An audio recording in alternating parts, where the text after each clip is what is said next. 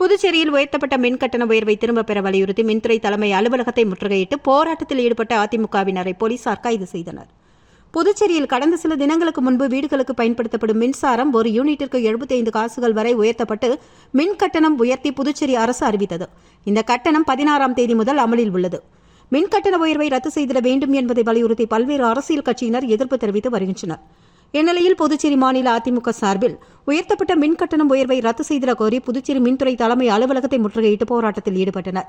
மாநில செயலாளர் அன்பழகன் தலைமையில் நடந்த முற்றுகை போராட்டத்தில் ஆண்கள், பெண்கள் என சுமார் 200க்கும் மேற்பட்டோர் கலந்து கொண்டு மின்கட்டண உயர்வை ரத்து செய்திட வேண்டும், மின்துறை தனியார் மயமாக்குவதை கைவிட வேண்டும் என்பதை வலியுறுத்தி கண்டன கோஷங்களை எழுப்பினார்கள்.